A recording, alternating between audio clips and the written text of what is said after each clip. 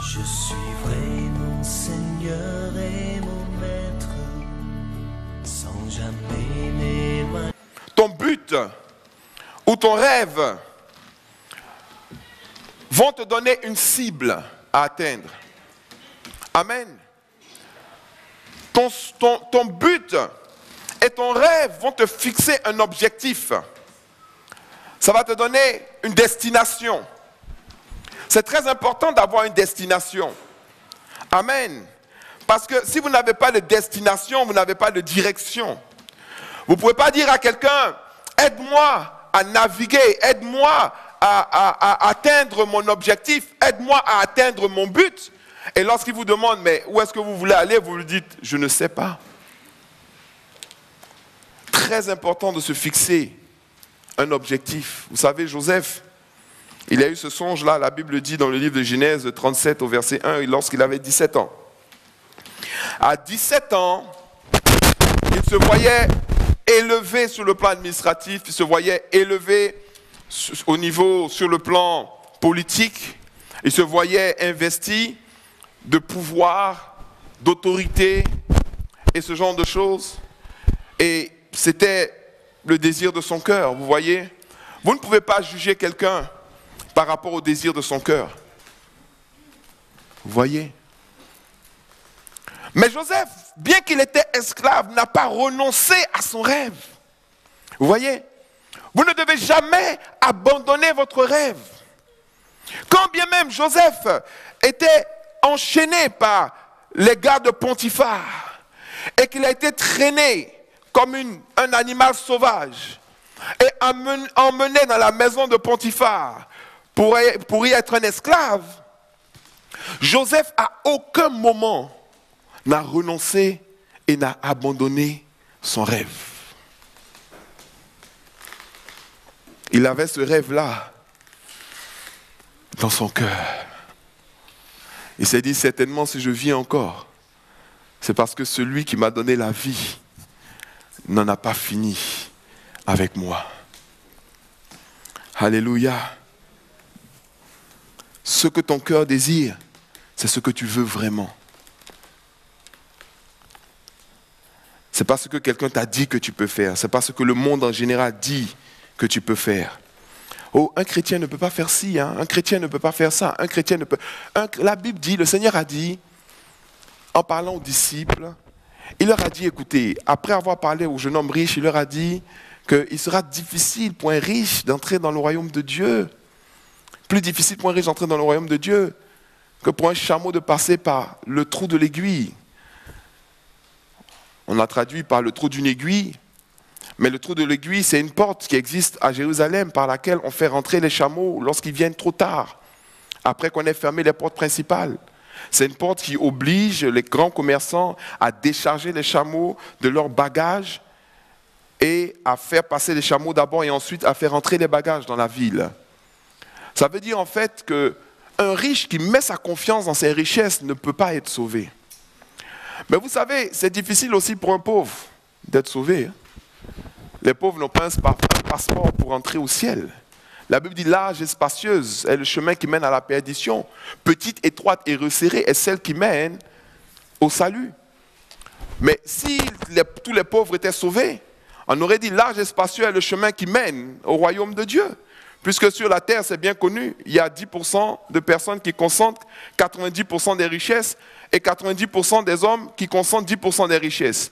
Donc il y a beaucoup plus de pauvres que de riches. Donc normalement, si les pauvres sont sauvés automatiquement, vraiment le ciel est déjà rempli d'au moins 6 milliards de personnes. Mais à entendre ces choses, les disciples ont réagi. Et ils ont posé une question sérieuse à Jésus. Ils lui ont dit, mais dans ce cas-là, qui peut être sauvé? C'est une question sérieuse. Parce qu'eux-mêmes, ils se sont sentis touchés, ils se sont sentis affectés, ils se sont sentis challengés. Et Jésus leur a dit, à l'homme, cela est impossible. Mais à Dieu, tout est possible. Donc aucun homme ne peut se sauver lui-même, qu'il soit riche ou qu'il soit pauvre. Aucun homme ne peut se sauver lui-même, qu'il soit riche ou qu'il soit pauvre. S'il veut être sauvé, il va falloir qu'il arrive à mettre sa confiance absolue en Dieu. Et faire de l'Éternel ses délices, c'est de mettre sa confiance en l'Éternel, y compris pour l'accomplissement de ses rêves et pour l'accomplissement du but de sa vie. C'est de marcher avec Dieu. C'est de marcher avec Dieu.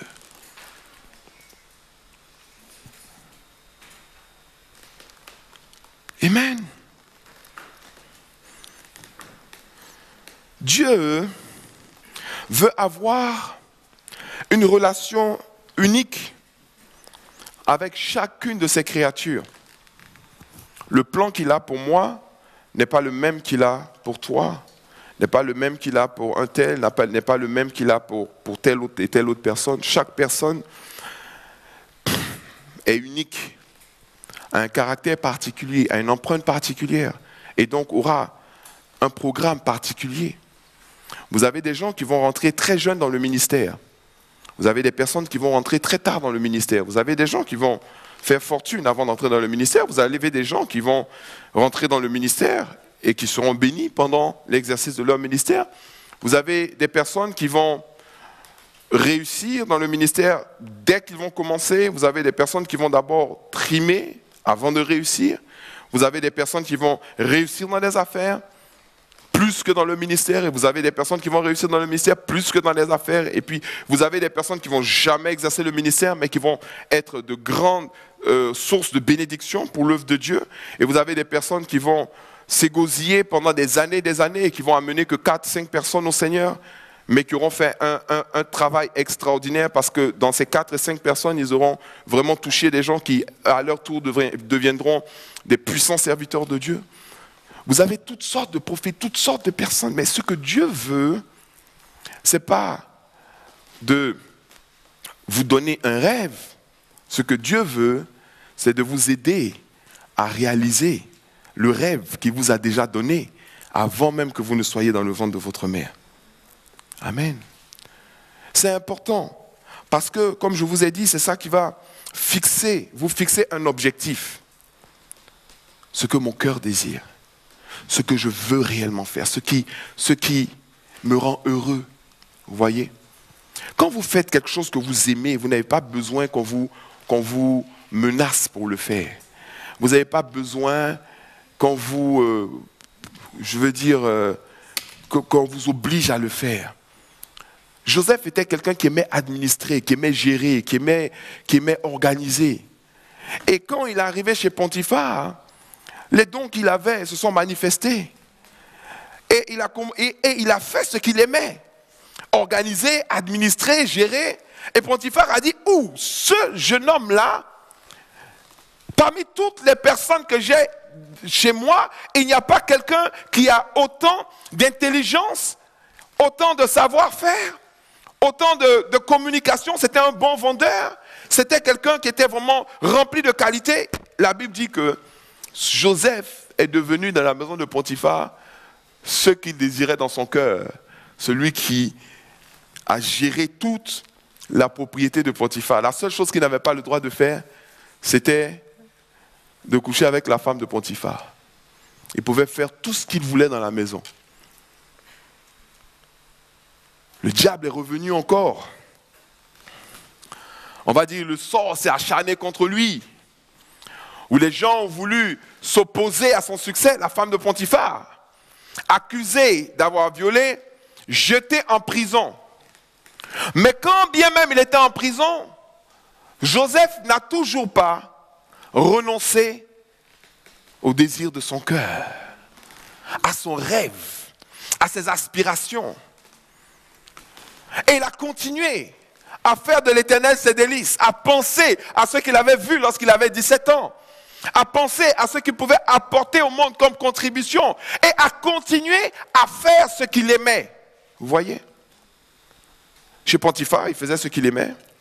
Dans la prison, il faisait ce qu'il aimait. La Bible dit qu'il est devenu le régisseur de la prison. Il est devenu le patron de la prison. La seule chose, il ne pouvait pas sortir de la prison, mais c'était lui qui organisait tout.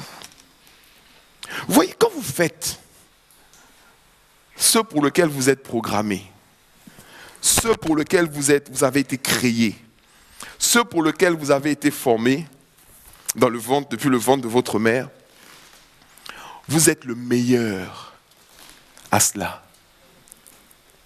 Amen. Et les gens le reconnaîtront toujours. Mais pour avoir ce genre de vie, il faut être prêt des fois à faire certains sacrifices. Vous voyez? Parce que le monde est conditionné pour nous dire, écoute, ton truc là, tu ne peux pas réussir dedans. Ou ça va mettre trop de temps. Débrouille-toi en même temps et on t'enferme chez Potiphar. Tu vas me dire, mais moi je ne connais pas de Potiphar. Il y a beaucoup de Potiphar. Et tu passes ta vie à travailler pour Potiphar. Si tu n'as pas de plan pour toi-même, d'autres personnes auront des plans pour toi. Mais les plans qu'eux ils auront pour toi ne vont pas te conduire à ton épanouissement total. Tu seras un maillon dans l'accomplissement de eux leurs plans et de eux leurs projets.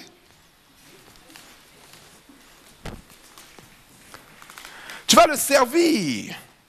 Et ce n'est pas mauvais de servir quelqu'un. Vous voyez, Joseph a appris à servir. Mais tu sais, il est important lorsque tu vas servir de savoir qui tu vas servir et pourquoi tu vas le servir. Si ça rentre dans le cadre de ton développement pour que toi-même tu puisses atteindre ce que Dieu a fixé dans ta vie, tu vas profiter de chaque instant, de chaque moment.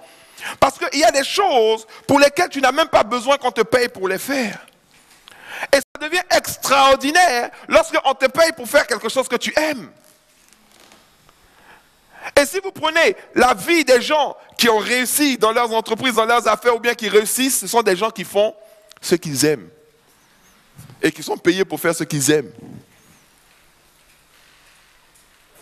Il y a un monsieur qu'on appelle Tiger Woods, il est payé pour jouer au golf. Alors, il y a des gens qui payent pour jouer au golf. Il y en a qui sont payés pour jouer au football. D'autres sont payés pour chanter. D'autres sont payés pour jouer la comédie. Certains sont payés pour enseigner. Il y a des gens qui aiment ça. D'autres sont payés pour écrire. Vous voyez? Il y a des gens qui sont payés pour faire des choses qu'ils aiment. Et quand tu fais quelque chose que tu aimes, tu seras forcément très bon dedans. Et tu vas forcément devenir quelqu'un d'excellent dans ce que tu fais. Alors que quand tu fais quelque chose que tu n'aimes pas, chaque jour est un challenge. Il y en a un qui se lève le matin, wow, je vais aller m'entraîner parce que la semaine prochaine j'ai une compétition à tel endroit et tout. Un autre se lève le matin, oh vraiment je suis tellement fatigué là. Je serais bien resté à la maison me reposer, mais si je fais ça, je suis foutu. Bon, je vais aller au travail quand même. Et vous voyez dans les bus, dans les métros, dans la rue, des centaines et des centaines et des centaines et des milliers de personnes. Vous ne voyez pas physiquement la chaîne qu'ils ont au cou ou au bras.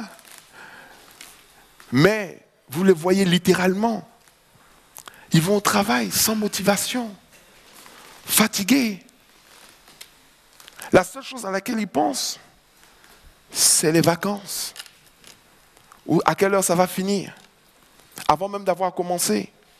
Quand vous faites quelque chose que vous aimez, vous ne vous rendez même pas compte du temps qui passe. Vous êtes absorbé par la chose que vous aimez. Et vous êtes capable de travailler 2 fois plus, 3 fois plus. Et quand on vous dit merci, vraiment, tu t'es donné à fond, merci. Tu comprends même pas pourquoi on te dit ça. Parce que tu as eu plus de plaisir à le faire que la personne même qui t'a payé pour le faire. Oh my God. C'est pour ça que la Bible dit, Dieu prend plaisir dans la paix de ses serviteurs. Il aime ça. Il aime voir ses enfants être épanouis. Il aime voir ses enfants être heureux. Mais vous savez, c'est une question de choix. Nous avons souvent peur. Et nous écoutons ce que nos frères nous disent. Imaginez si David avait écouté ce que ses frères lui avaient dit. Il n'aurait jamais défié Goliath. Imaginez si Joseph avait écouté ce que ses frères lui avaient dit. Il se serait repenti d'avoir rêvé. Écoutez mes frères, vraiment je vous demande pardon, j'étais orgueilleux. Quel orgueil, Seigneur, aie pitié de moi. Les frères, imposez-moi les mains, priez pour moi, chassez le démon d'orgueil parce que de voir mes gerbes, alors que c'était le salut, c'était leur délivrance. Alléluia, qui était en gestation. Ne vous excusez pas pour ceux que vous voulez accomplir de grand. Ne vous justifiez pas pour ce que vous voulez accomplir de grand. Ce que vous voulez accomplir, c'est ce qui va vous motiver. Ce qui va vous pousser à vous réveiller très tôt le matin et à vous coucher très tard le soir. C'est ce qui va même vous aider à venir dans la présence de Dieu. Parce que vous ne viendrez pas dans la présence de Dieu tel quelqu'un qui vient se promener. Parce que si vous ne savez pas où vous allez, vous ne savez même pas comment prier. Que devrait être ta vie dans 5 ans? Est-ce qu'on a fait un peu cet exercice-là? Dans 5 ans, qu'est-ce que je veux être? Qu'est-ce que je veux accomplir?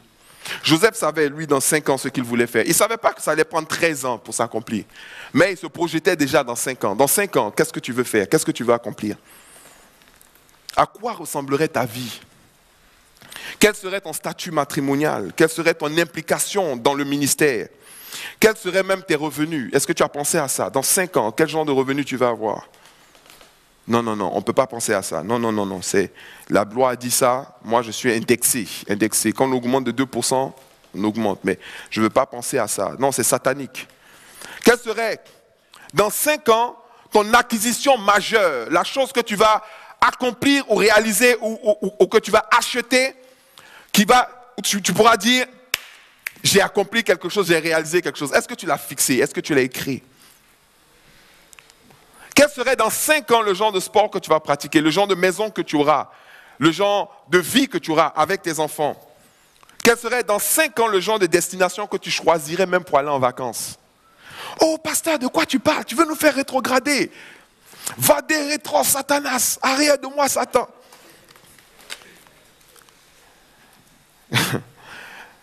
Je vais vous expliquer comment on fait de l'Éternel ses délices. Parce que c'est un verset qu'on lit souvent. Fais de l'Éternel tes délices et tu donneras ce qu'on ton cœur désire. Mais tu as fait de l'Éternel tes délices comment? Tu penses que c'est en lisant les psaumes, matin, midi et soir? Je fais de l'Éternel mes délices. Tu es enfermé de 8h jusqu'à 20h le soir, en train d'écouter Shekinah, Maggie Blanchard. Il n'y a même pas beaucoup même d'artistes. Tu as vite fait le tour en une journée. Hein? Et après, tu repasses encore le remix, le dernier morceau chrétien, et puis tu lis la Bible, et puis tu dis, je suis en train de faire de l'Éternel mes délices. Si vous n'avez pas de but, et si vous n'avez pas d'objectif, et si vous n'avez pas de rêve, vous ne pouvez pas faire de l'Éternel vos délices. Parce que pour pouvoir faire de l'Éternel vos délices, il faut que vous sachiez déjà ce que votre cœur désire. Vous allez comprendre, ne vous inquiétez pas. Vous voyez? Je vais vous prendre Hébreux 11, qui est très important. Hébreux 11. Hébreux 11.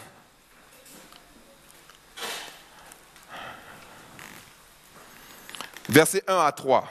On connaît tous ce passage-là. Amen. Or, la foi est une ferme assurance des choses qu'on espère. Amen. Une démonstration de celles qu'on ne voit pas. Amen. Pour l'avoir possédé, les anciens, amen, ont obtenu un témoignage favorable. C'est par la foi que nous reconnaissons que le monde a été formé par la parole de Dieu, en sorte que ce qu'on voit n'a pas été fait de choses visibles. Ce qu'on voit est venu de quelque chose d'invisible. Ce qu'on voit aujourd'hui est sorti du cœur de Dieu. C'est sorti de sa pensée. Amen. Ce sont des choses qui ont été conçues en Dieu, qui se sont manifestés à l'extérieur. Amen. Maintenant, au verset 6, il dit, or sans la foi, amen, il est impossible de lui être agréable. Or sans la foi, il est impossible de lui être agréable. La Bible dit vraiment impossible, car il faut que celui qui s'approche de Dieu croit que Dieu existe. Quand il s'approche de Dieu, il doit croire que Dieu existe et qu'il est le rémunérateur de ceux qui le cherchent. En d'autres mots, qu'il a quelque chose pour toi que tu cherches.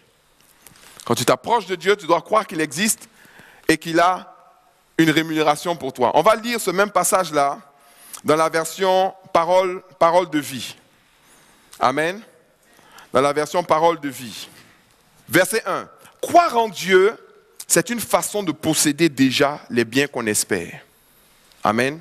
C'est être persuadé que les choses qu'on ne voit pas existent vraiment. Amen. Quand on donne nos ancêtres en exemple, c'est à cause de leur foi. Nous croyons en Dieu, alors nous comprenons que la parole a créé le monde. Ainsi, les choses qu'on voit ont été faites à partir des choses qu'on ne voit pas. Verset 6. Personne ne peut plaire à Dieu s'il ne croit pas. Amen. Personne ne peut plaire à Dieu s'il ne croit pas. Celui qui s'approche de Dieu doit croire ceci. Celui qui s'approche de Dieu doit croire ceci. Qu'est-ce qu'il doit croire? Que Dieu existe et qu'il récompense ceux qui le cherchent. Amen. Dieu existe et il récompense ceux qui le cherchent. Donc, qu'est-ce que Joseph avait à l'esprit? Il avait sa récompense à l'esprit. Ma récompense, c'est mon rêve. Ma récompense, c'est ce que mon cœur désire. C'est ce que je veux vraiment. Que je veux vraiment. Vous voyez? C'est pourquoi, en aucun cas, tu ne dois perdre de vue ton rêve. Même si ça met 5 ans à s'accomplir, 10 ans à s'accomplir, 15 ans à se réaliser, ton rêve doit te servir à faire de l'Éternel tes délices. Amen. Parce que quand tu abandonnes ton rêve, tu sais ce que tu abandonnes? Tu abandonnes la substance de la foi. La foi est la substance des choses qu'on espère. Amen. Donc, il y a quelque chose qui donne la substance à la foi. Amen. C'est pour ça qu'il faut comprendre, on n'a pas la foi tout court. Les gens qui disent j'ai la foi, en réalité n'ont pas la foi. On n'a pas une foi qui n'est pas définie. La foi fonctionne comme ça. On a la foi pour quelque chose. Et on a la foi en quelque chose. J'ai la foi pour guérir les malades. Pourquoi? Parce que je crois que Jésus est mort pour que les malades puissent être guéris. Donc quand je prie pour un malade, je crois qu'il sera guéri et il est guéri. J'ai la foi pour guérir les malades. Il y a des gens qui ont la foi pour guérir les malades, mais ils n'ont pas la foi pour chasser les démons, par exemple. Est-ce que vous me suivez? Donc, vous pouvez avoir la foi pour guérir les malades, la foi pour chasser les démons, la foi pour le baptême dans le Saint-Esprit, la foi pour bâtir une entreprise. Oui, je peux avoir la foi pour bâtir une entreprise. Amen. Je peux avoir la foi pour gagner des âmes. Il y a des gens qui ont la foi pour la manifestation des dons, mais ils n'ont pas la foi pour gagner des âmes. Or, je peux avoir la foi pour gagner des âmes. Il y a des gens qui, quand ils sortent de chez eux, ils disent, aujourd'hui, je vais amener 2 personnes au Seigneur. Aujourd'hui, je vais amener 3 personnes au Seigneur. Aujourd'hui, je vais aller gagner des âmes. Il sort de chez lui avec la croyance qu'il peut parler de Jésus dans la rue et que les gens peuvent se convertir. Et parce qu'il a cette foi-là, il a également les résultats. Amen. On peut avoir la foi pour résister aux attaques du diable. Et pour vaincre même l'ennemi. Mais il y a des gens qui n'ont pas la foi qui peuvent vaincre l'ennemi. Ce qui fait que quand l'ennemi les attaque, ils disent déjà je suis foutu. Parce que le diable m'attaque. Donc la foi se définit par la substance qu'elle donne à quelque chose qu'on espère ou qu'on croit. Si je crois que je peux faire, je peux le faire. Si je crois que mon rêve peut s'accomplir, mon rêve peut s'accomplir.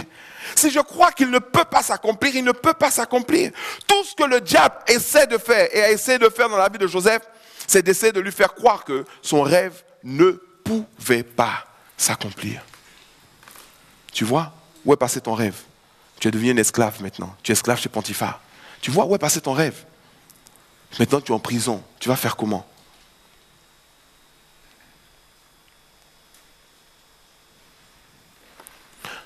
Après, maintenant, ce n'est qu'après avoir défini ce que ton cœur désire, ce que tu veux poursuivre, ce que tu veux rechercher.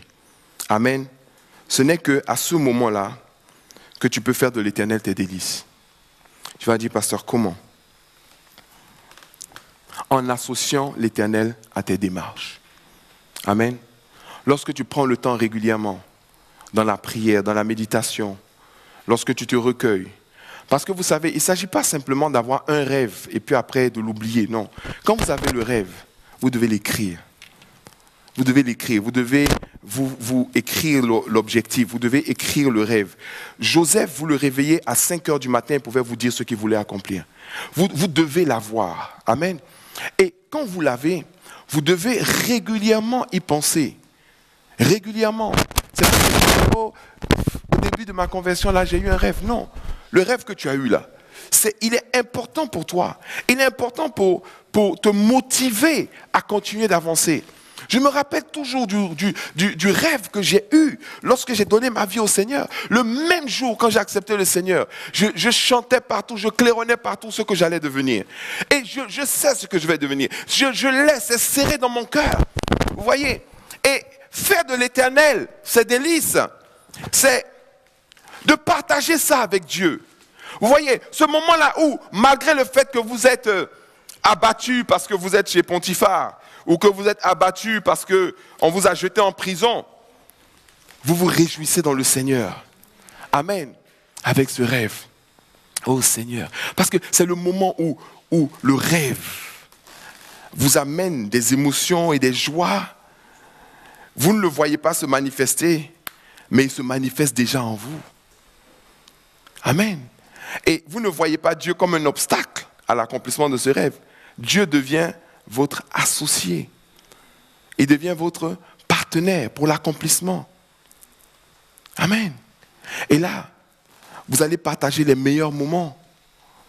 Dieu sait que les meilleurs moments que vous aurez et les meilleurs moments que vous avez, c'est lorsque vous pensez et lorsque vous rêvez aux choses que vous voulez faire et que vous voulez accomplir. Ne pensez jamais que ces choses-là entrent en guerre, en conflit contre Dieu. Vous voyez? Parce qu'il dit, je connais les projets que j'ai formulés pour vous. Ce sont des projets de bonheur et non de malheur, afin que vous ayez de l'espérance et que vous ayez de la joie. Si vous avez un jour envie de devenir pasteur, vous savez comment vous allez faire de l'Éternel vos délices? Oh Seigneur, je te bénis parce que vraiment, je sais que je vais pouvoir te servir un jour. Et je vais pouvoir parler de ta part, Seigneur.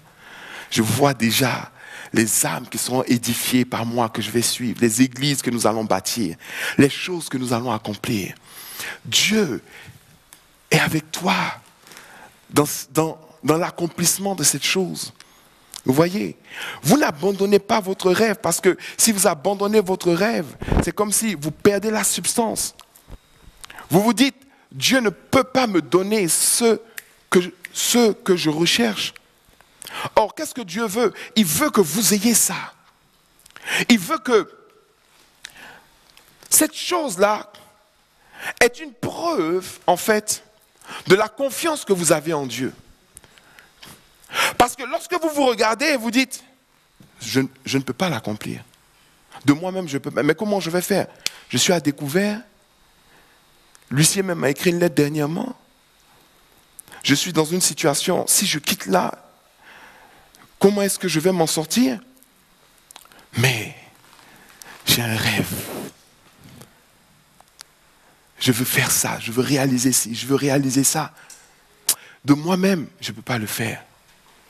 Mais avec Dieu, je peux l'accomplir. Oh Seigneur, je te bénis parce que je sais que je peux l'accomplir. Avec toi, je peux tout. Car celui qui est en moi est plus fort que celui qui est dans le monde. Seigneur, je te bénis parce que je vois la réalisation de ces choses. Et vous commencez à vivre.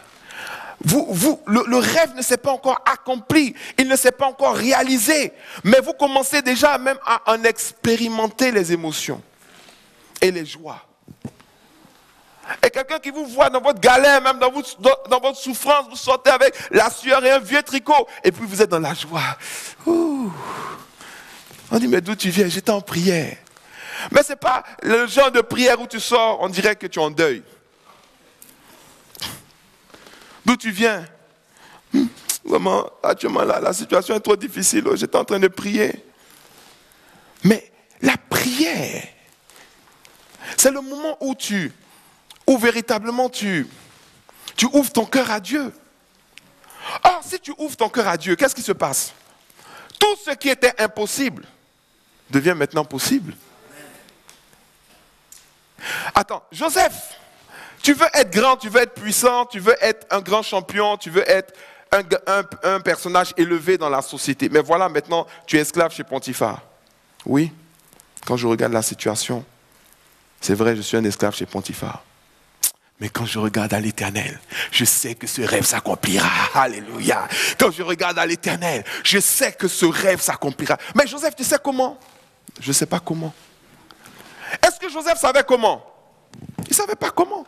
Est-ce que quand il a eu le rêve, il savait qu'un jour, il allait rencontrer les chansons du roi dans une prison et qu'il allait interpréter le rêve de celui-là et qu'un jour, le roi, enfin Pharaon, allait avoir un problème et les chansons du roi allaient lui parler de lui? Non, le comment n'est pas ton problème. La Bible dit toute chose concourt au bien de ceux qui aiment Dieu. Vous voyez, quand vous aimez quelqu'un, vous partagez des bons moments avec cette personne-là. David a dit, je mets en lui ma confiance. Il est mon assurance. Il est mon bouclier. En lui, c'est en lui que j'espère. Vous ne pouvez pas espérer en autre chose qu'en l'Éternel. Quand vous espérez en autre chose qu'en l'Éternel, c'est comme si vous mettiez cette chose-là et l'Éternel en conflit. C'est pour ça que lorsque la femme de Potiphar est venue pour saboter, c'était le plus grand danger pour Joseph, pour saboter son avenir. Elle lui a dit, écoute, tu me plais, je veux aller avec toi. Joseph pouvait dire, ah, voilà ma délivrance est arrivée. Voilà, c'est vraiment, Dieu est bon. La femme même du patron, c'est elle qui est amoureuse de moi. Donc je pourrai avoir tout ce que je veux. Elle va pouvoir me sortir de cette situation. Mais vous regardez, vous voyez, il a dit, ça c'est ce que quelqu'un peut se dire. Et je suis sûr qu'il a été tenté et il a été attaqué au niveau de sa foi. Ça a dû être un moment difficile. Mais faire de l'Éternel ses délices. Il regarde la situation. Après, non, je ne me suis pas vu comme étant l'amant de la femme du patron. Je me suis vu comme étant la verge principale de plusieurs verges qui se sont prosternées devant moi. Cette femme-là, elle ne peut pas me donner ce que je veux. Elle ne peut pas. Parce que ce que je veux, il n'y a que l'Éternel qui peut me le donner. Oh Seigneur, je te bénis. Je te bénis parce que tu vas me permettre d'accomplir ce que mon cœur désire. Parce qu'ensemble, je ne sais pas comment, je ne sais pas quand, mais je sais que je vais pouvoir l'accomplir et je vais pouvoir le réaliser avec toi. Tout de suite, la séduction du monde, la séduction du péché, la séduction de la corruption s'évapore. Ça perd sa force. Ça perd sa force.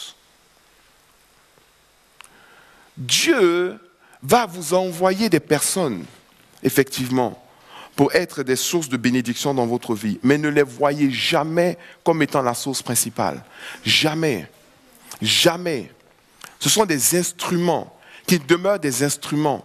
Même l'argent, c'est un instrument. Que ça demeure un instrument. Le jour où vous allez dire, oh, je vais pouvoir le réaliser quand j'aurai ça dans mon compte, vous n'allez pas pouvoir le réaliser. Vous dites tout simplement, je vais pouvoir le réaliser. Si Dieu est avec moi. Alléluia. Et comme Dieu est avec moi, je vais pouvoir le réaliser. Faites de l'Éternel vos délices, c'est partager vos meilleurs moments avec l'Éternel. Ce n'est pas partager vos pires moments. Quand vous partagez vos pires moments avec l'Éternel, vous faites de l'Éternel votre consolateur. Vous ne faites pas de lui vos délices. Dans délices, il y a délicieux. Il y a délices. Ce qui est bon, ce qu'on aime. C'est les meilleurs moments. C'est le moment, excusez-moi l'expression, de la rêverie. C'est le moment de la rêverie. Le moment où vous êtes dans une situation mais vous sortez de cette situation. C'est bizarre, hein? Vous êtes en prison comme Paul et Silas.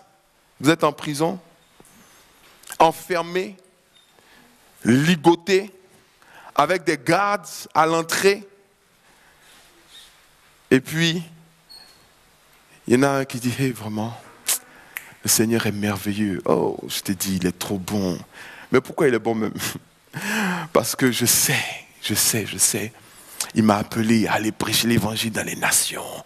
Je vois les nations que je vais parcourir, les gens que je vais... Mon âme bénit le Seigneur. Et puis, commencez à chanter. Et vous êtes en prison, mais c'est comme vous n'êtes plus en prison. Tu n'es plus en prison, tu n'es plus dans ton studio. De 14 mètres carrés, ou quand tu fais comme ça touche un côté, ça touche l'autre côté. Tu vois?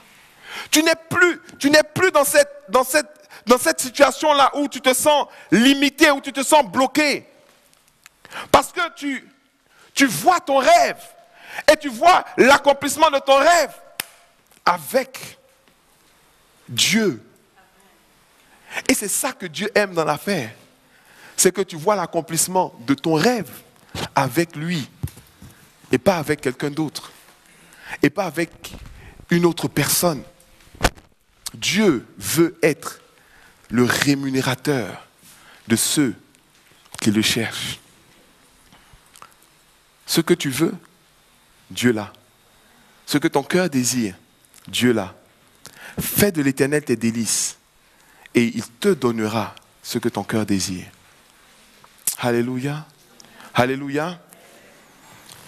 Qu'est-ce que ton cœur désire? Même si ça met du temps, n'oublie pas ton rêve.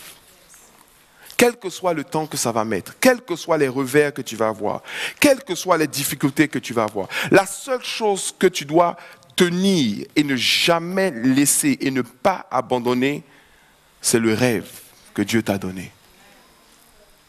Amen. Ou le rêve que tu as, que tu veux réaliser. C'est ça qui va nourrir ta foi. Amen. C'est ça qui va nourrir ta foi. Or, à celui qui peut, Éphésiens 3:20, par la puissance qui agit en nous, faire au-delà de ce que nous demandons et pensons. Quand tu demandes, qu'est-ce que tu demandes? Tu demandes que ce qui te motive et ce que tu veux accomplir se réalise. Je veux devenir, Seigneur. Je veux être un instrument réel. Je veux devenir la lumière du monde, le sel de la terre. Je veux accomplir quelque chose pour lequel j'ai été créé. Je veux, Seigneur mon Dieu, défoncer toutes les barrières d'opposition et pouvoir me tenir un jour et dire, l'Éternel est capable de faire tout ce qu'il a promis. Car si vous me voyez aujourd'hui, c'est parce qu'il peut le faire. Ne devenez pas comme ceux qui sont fatigués maintenant. On connaît tout ça. On a déjà fait ça. Laissez, il va se fatiguer. Hein? Pourquoi vous voulez même les grandes choses? Soyez humbles. Vous savez, c'est quoi? L'humilité, ce n'est pas de vouloir les petites choses. L'humilité, c'est de savoir qu'on est petit et qu'on a un grand Dieu. L'humilité, c'est connaître notre position et savoir que si Dieu n'est pas avec nous, nous ne pouvons rien faire. Mais un jour, le Seigneur a dit, rien n'est impossible à celui qui croit. Vous voyez? C'est bien d'avoir un rêve. C'est encore mieux de croire qu'il peut s'accomplir. C'est encore mieux de le fixer comme un objectif qu'on veut atteindre. Et ensuite, de travailler réellement. Dans 5 ans, je veux ça. Ok, mais qu'est-ce que je fais maintenant? Qu'est-ce que je dois faire d'ici 1 an? Qu'est-ce que je dois faire d'ici 2 ans? Qu'est-ce que je dois faire d'ici 3 ans? Seigneur, let's go. On va y aller. On va y arriver. Amen. Mais si tu ne te fixes pas d'objectif, comment tu vas aller avec Dieu? Seigneur, accompagne-moi. Ou je ne sais pas. Si tu sais. C'est le rêve que Dieu t'a donné. C'est ce que tu vas accomplir. Tu t'es vu devenir un grand prédicateur? Ben, tu vas le devenir. Tu veux devenir une grande femme d'affaires? Ben, tu vas le devenir. Vous savez, ce qui est dangereux, ce n'est pas de devenir une femme d'affaires. Ce qui est dangereux, c'est de devenir une femme d'affaires sans Dieu. Ce qui est dangereux, ce n'est pas de devenir réalisateur de cinéma. Ce qui est dangereux, c'est de devenir un grand réalisateur de cinéma sans Dieu. Et il y en a beaucoup. Il y a des choses même qui peuvent choquer des personnes. Genre devenir, par exemple, un mannequin. Oh! Là où tu es rentré, là, c'est grave, pasteur. Oui, Esther. C'était qui? C'est une femme qui a participé à un concours de beauté.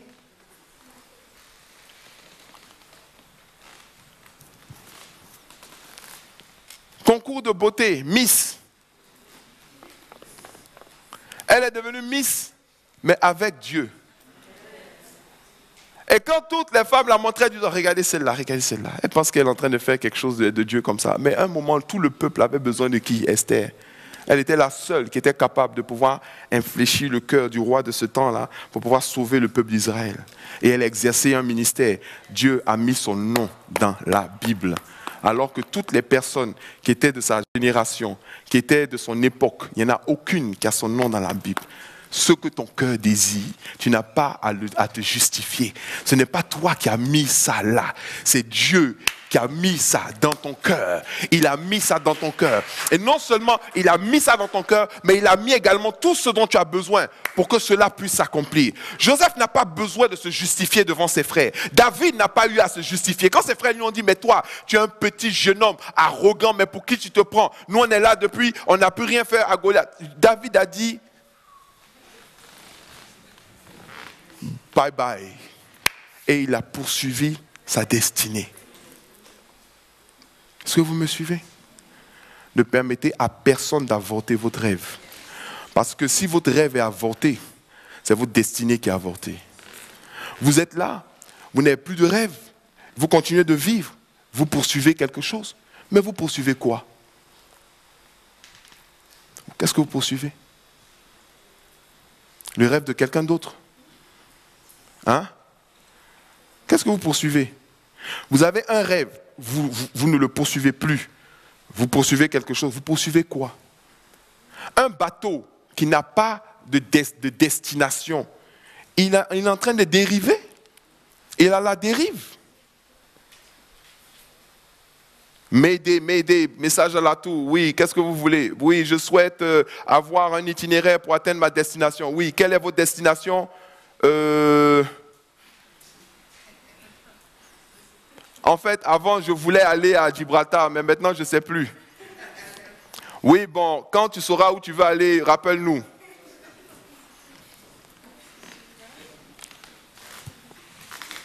Hello? Amen? N'abandonne, touche son voisin, dis-lui, n'abandonne pas ton rêve.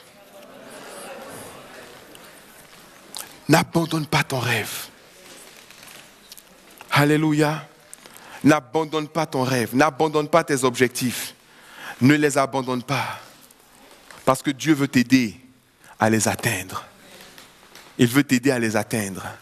Et lorsque tu les auras atteints, tu vas dire vraiment, quand tu vas dire l'Éternel est bon, tu ne vas pas avoir l'air d'un hypocrite. Il y a des gens, quand ils disent l'Éternel est bon, là, j'ai l'impression qu'ils se forcent à dire ça. Ma soeur, ça va? Ah, ça va. Ça va, oh. L'Éternel est bon, hein. Il n'y a pas de... Il n'y a pas le truc dedans. Mon frère, ça va? Ah, pasteur, ça va. L'Éternel, il est bon. Il est bon, là, on dirait, tu es en deuil ou bien quoi. Là. Quand tu atteins ton rêve, on dit, mon frère, ça va? Oh, l'Éternel est merveilleux. Il est excellent. Et quand il te dit ça, ça te communique de l'espérance, de la joie. Tu vois véritablement que, comme celui qui dit, il dit, j'ai entendu parler de lui. J'ai entendu. Mais maintenant, mon œil a vu de moi-même. De moi-même. Amen. Ne te justifie pas. Ton rêve, c'est de guérir les malades. Prie pour les malades. Ton rêve, c'est de guérir, c'est de ressusciter les morts. Ressuscite les morts. Prie pour les morts. Même s'ils ne ressuscitent pas. Un jour, ça va marcher. Mais oui. Mais il y a une chose qui est sûre. Une chose est sûre et certaine. Si tu ne le fais pas, tu ne sauras jamais si ça va marcher ou si ça ne va pas marcher. Moi, je sais, hein, Dieu m'a dit que je vais guérir les malades. Mais la Bible dit, c'est clair, la Bible dit, ils imposeront les mains aux malades, les malades seront guéris. La personne te dit, je suis malade. Et puis, ta main veut partir imposer les mains, mais non, c'est pas ici, je ne vais pas me faire remarquer ici, c'est quoi cette affaire-là? Mais Dieu m'aime aussi, vraiment, je ne comprends pas ce truc-là. Ah, vraiment, c'est quoi ce truc-là? Ah. Mais si tu n'exerces pas le don, il ne va pas se manifester. Je veux faire, je veux accomplir, je veux réaliser, je veux faire des affaires. Fais-le. La foi n'essaie pas. La foi n'essaie pas pour voir. Je vous ai déjà dit ça. La foi fait. La foi fait. Elle fait en même temps. Elle ne se soucie pas de si ça ne marche pas. Parce que dans la foi, il n'y a pas le processus de se poser la question et si ça ne marche pas. Si tu commences déjà à te poser la question et si ça ne marche pas, laisse en même temps. Alléluia. On va se lever, on va prier le Seigneur. On va se lever, on va prier le Seigneur. Tu vas prier ton Dieu.